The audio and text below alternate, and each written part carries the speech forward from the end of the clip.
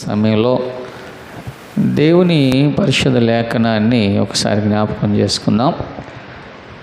ఈ మార్కు సువార్తలో మొదటి అధ్యాయంలో 40వ వచనంలో ఒక సంఘటన రాయబడి ఉంది.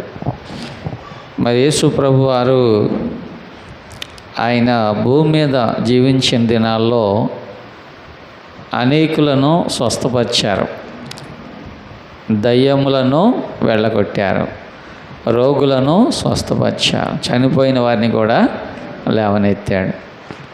మరి ఏ గ్రామానికి యేసు ప్రభు వారు వెళ్ళేవారో ఆయన వెళ్ళిన వెంటనే ఆ గ్రామంలో ఉన్నటువంటి రోగులందరినీ కూడా ఆయన దగ్గరికి తీసుకొచ్చి ఆయన ముందు నిలబెట్టేవాడు. వచ్చిన రోగులందరినీ కూడా ప్రభు ముట్టి వారిని స్వస్థపరిచేవాడు. హల్లెలూయా, స్తోత్రం, హల్లెలూయా. అటువంటి సంఘటనే ఒకటి మనం ఇక్కడ చదివాం.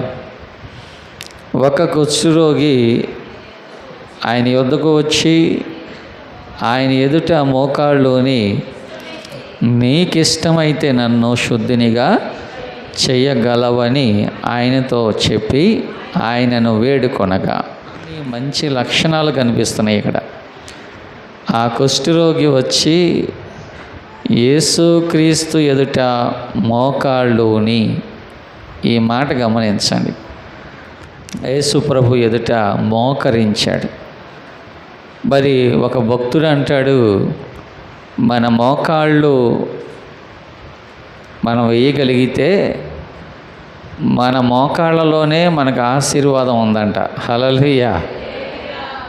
మన ఆశీర్వాదం అంతా ఎక్కడుందంటే మన మోకాళ్ళలోనే ఉంది. మనం మోకరించి ప్రార్థన చేయగలిగితే దేవుడు మనం అడిగినదంతా కూడా మనకి ఇస్తాడు. ఆయన మనం మోకరించి ప్రార్థించాలి దేవుని సన్నిధిలో. ఆ భక్త సింగ్ గారు చెబుతున్నాడు, అయ్యా ఇవి నేను మోకరించి మోకరించి మోకరించి మోకరించి ఆ నాపరాళ్ళు గుంటలు పడిపోయే వరకు మోకరించి ప్రార్థన చేశాను. ఇన్ని వేల సంఘాలు ప్రభువు కట్టాడు. హల్లెలూయా, హల్లెలూయా, హల్లెలూయా. నా ఐశ్వర్యం అంతా కూడా ఆ మోకాళ్ళలోనే ఉంది, ఆ గుంటల్లోనే ఉంది, మోకాళ్ళలోనే ఉంది. నాకే అవసరత వచ్చినా సరే నేను మోకరించి ప్రార్థన చేస్తానయ్యా, దేవుడు ఎక్కడి నుంచో పంపించేస్తూ ఉంటాడు. హల్లెలూయా, హల్లెలూయా. నిజంగా ప్రియదేవులారా, దేవుని ఎదుట ఈ కుష్ఠరోగి వచ్చాడు, మోకరించాడంట, మోకాళ్ళు వేశాడంట. మోకాళ్ళు వేసి ప్రార్థన చేస్తున్నాడు, ప్రభువా నీకు ఇష్టమైతే నన్ను శుద్ధునిగా చెయ్యయ్యా, ప్రార్థన చేస్తున్నాడు. నిజంగా ఈ ప్రార్థన ఎంత గొప్పదంటే ఈ రోజున ఈ ప్రార్థన మనకు ఒక ఆదర్శవంతమైన ప్రార్థన. హల్లెలూయా, హల్లెలూయా. ఈ రోజున ఇక్కడ కూర్చున్నాం కదా, మనం కూడా ఏం చేయాలంటే ప్రభువా నన్ను శుద్ధునిగా చెయ్యి, ప్రభువా, ప్రభువా నన్ను శుద్ధునిగా చెయ్యి, నన్ను కడుగు, హిస్సోపుతో నన్ను కడుగు, హిమము కంటే తెల్లగా నన్ను మార్చయ్యా, నన్ను శుద్ధునిగా చేయి ప్రభువా అని మనము దేవుణ్ణి అడగగలిగితే దేవుడు మనను శుద్ధులుగా చేస్తాడు. ఆయన హల్లెలూయా, మనను పరిశుద్ధపరుస్తాడు. ఆయన మన జీవితాల్లో ఉన్న ప్రతి అతిక్రమాన్ని ప్రభువు తీసివేస్తాడు. ఆయన ప్రియదేవులారా, అందుకే 103వ కీర్తనలో ఒక మాట, మంచి మాట ఉంది. ఏంటో తెలుసా? 103వ కీర్తన 10వ వచనం అంట, చూడండి ఒకసారి. చూడండి, మన పాపములను బట్టి మనకు ప్రతీకారము చేయలేదు, మన దోషములను బట్టి మనకు ప్రతిఫలము ఇయ్యలేదు.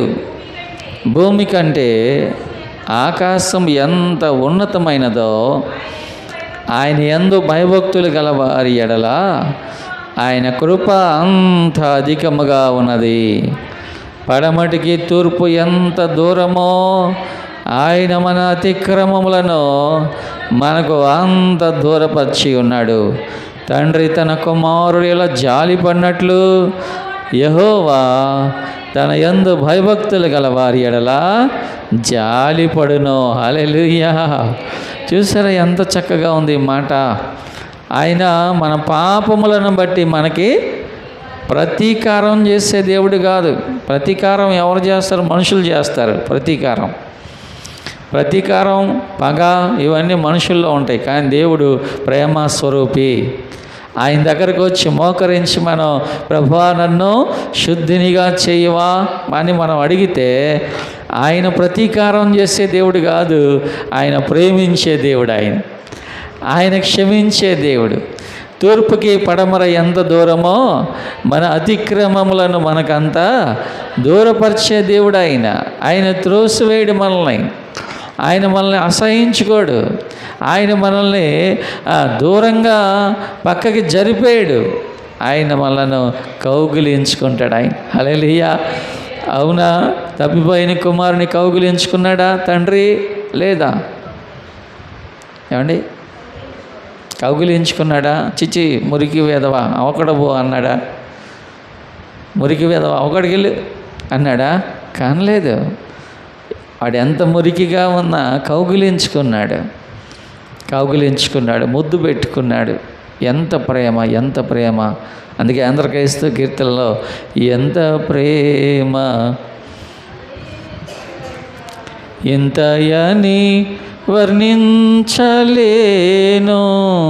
కదా. ఎంత ప్రేమయ్యా నీకు, నేను ఇంత అంతని నేను వర్ణించలేను ప్రభువా. ఎంత ప్రేమయ్యా, ఎంతో ప్రేమయ్యా. నేనంటే నీకు ఎంతో ప్రేమ యేసయ్యా, ఇంత అంత నేను వర్ణించలేను. అవును, మనుషుల ప్రేమలు కాదు కానీ అది దేవుని ప్రేమ. హల్లెలూయా. ఆ దేవుని ప్రేమ ఎప్పుడు కూడా మనల్ని త్రోసివేసే ప్రేమ కాదు, మనల్ని హక్కున చేర్చుకుంటాడు. ఆయన మనల్ని కౌగిలించుకుంటాడు. మనల్ని కౌగిలించుకొని మనల్ని క్షమిస్తాడు. ఆయన బిడ్డలుగా మనల్ని చేసుకుంటాడు. దేవునికి స్తోత్రం. హల్లెలూయా.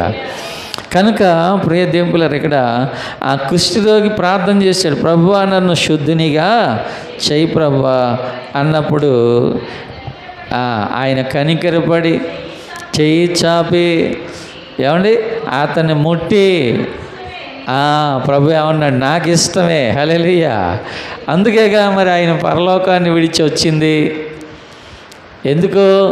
మనం శుద్ధులం అవడానికి, మనం బాగుపడడానికి, మనం దేవుని సన్నిధిలో మనం ఆయన బిడ్డలుగా నిలబడడానికి. అందుకే కదా ఆయన పరలోకం విడిచి లోకానికి వచ్చి మన కోసం ప్రాణము పెట్టింది. అందుకే కదా ప్రభు ఏమన్నాడంటే నాకు ఇష్టమే, అందుకేగా మీకోసం ప్రాణం పెట్టాను. నాకు ఇష్టమే, అందుకే కదా మీకోసం ఆ సిలువను మోసాను. నాకు ఇష్టమే, మీ పాపములన్నీ అందుకేగా నేను భరించాను. నాకు ఇష్టమే, మీరు శుద్ధులు అవ్వడం నాకు ఇష్టమే. మరి దేవుడు మనల్ని శుద్ధులు అవ్వడానికి ఆయన చెయ్యి చాపుతున్నాడు. హల్లెలూయా. అయితే మనం దేవుని ఎదుట మనం అడగాలి, ప్రభువా నన్ను చెప్పండి, నన్ను శుద్ధినిగా చేయి ప్రభువా, నన్ను శుద్ధినిగా చేయి. అడగందే అమ్మ కూడా అన్నం పెట్టదంట కదండి. మనం దేవుని దగ్గరికి వచ్చినప్పుడు అడగాలి, ప్రభువుని అడగాలి. అడగపోతే ఆయన ఏమి మనకి హెల్ప్ చేస్తాడు చెప్పండి? అడగకపోతే మనం ఏ విధంగా సహాయం పొందుకుంటాం ఆయన దగ్గర? ఏమండి, వచ్చి మౌనంగా కూర్చొని మౌనంగా వెళ్ళిపోతే ఇంకేముంటుంది? దేవుని సన్నిధికి వచ్చినప్పుడు మనము నీ నోరు బాగుగా తెరువు అన్నాడు. అవునా కదా? నీ నోరు బాగా తెరువు, బాగుగా తెరువు నీ నోరు అంటే ప్రార్థన చేయి. నోరు తెరవమంటే అని తెరవడం కాదు, ప్రార్థన చేయాలి. నోరు తెరిచి ప్రార్థన చేయాలి. నోరు తెరిచి దేవునికి వినబడేటట్టు, దావీదు కుమారుడా నన్ను దాటిపోవద్దయ్యా, ఈ సమయం నువ్వు నన్ను దర్శిస్తున్నావు, నన్ను దాటిపోవద్దు ప్రభువా అని మనం కేకలు వేసి గొడ్డివారిలాగా మనం అడిగితే ప్రభు నిలబడతాడు, ప్రభు పిలుస్తాడు, ప్రభు స్వస్థపరుస్తాడు. హల్లెలూయా. దేవుడు మరి అలాగున మనలను ఆయన సన్నిధిలో మోకరించి మనం ప్రార్థన చేస్తున్నప్పుడు దేవుడు మనల్ని అందరినీ శుద్ధి చేయునుగాక.